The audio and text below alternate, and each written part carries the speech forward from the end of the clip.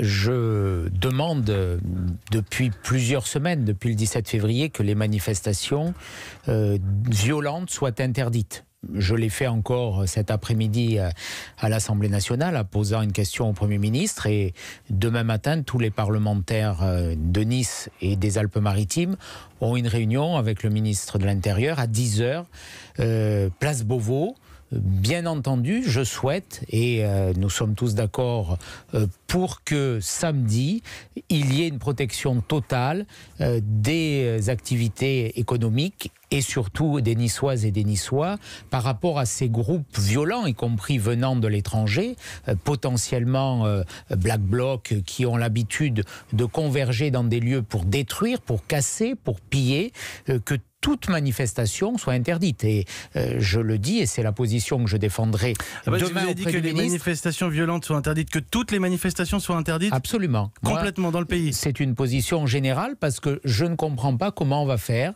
Là encore, la position du ministre me paraît assez fragile, voire incohérente. Notamment, je prends l'exemple des Champs-Élysées. On va interdire la manifestation sur les Champs-Élysées, mais pas dans les rues adjacentes. Donc on aura des dégâts à côté. Et si on interdit quelques rues à Nice, on aura des dégâts à côté. Moi, je souhaite, après ce qu'on a vécu, après ce que nous avons vu comme image intolérable, insupportable, notamment contre les forces de l'ordre, que samedi, il y ait une interdiction générale de toute manifestation. De toute manifestation. Samedi, les samedis suivants, Éric Ciotti? Absolument, tant qu'on n'a pas la capacité à restaurer l'ordre républicain. Vous appelez à un retour de l'état d'urgence ? Nous l'avons fait là aussi, rien de nouveau. Depuis décembre, avec Laurent Wauquiez, nous avons réclamé un retour à l'état d'urgence. Pourquoi ? Parce que l'état d'urgence aurait permis d'interdire de façon générale les manifestations, de placer en assignation à résidence le jour où il y avait des manifestations autorisées les casseurs qu'on connaît, ceux que les services ont identifiés, ceux que M. Castaner a évalués à 1500 personnes. Il nous disait qu'il y en avait que 150 à 200 lorsqu'on a étudié, on a examiné la loi anti-casseurs à l'Assemblée. Donc, en tout cas, nous pensions que cet état d'urgence aurait permis d'éviter ce déchaînement de violence. Le gouvernement ne l'a pas fait. Je crois qu'il a commis une erreur en ne le faisant pas. Il a commis une erreur en laissant prospérer ces manifestations. Il a commis également des erreurs.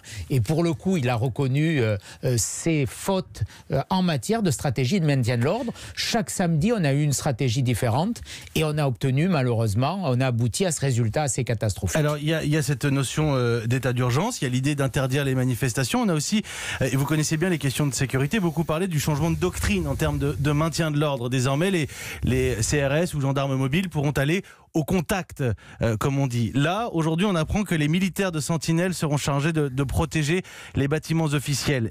Ça va dégénérer, Éric Ciotti? Sur le contact, c'est déjà ce qu'on nous disait, rappelez-vous, après la manifestation du 1er décembre, qui avait vu l'Arc de Triomphe pillé, avec des images insupportables, qui ont d'ailleurs marqué le véritable tournant de ce mouvement des Gilets jaunes. C'était un mouvement de révolte fiscale que j'ai soutenu, que 80% des Français soutenaient, et à partir de ces images choquantes de l'Arc de Triomphe, symbole du combat pour la liberté de notre nation, reconnaissance à l'égard de nos anciens combattants, le mouvement a changé de figure, de visage.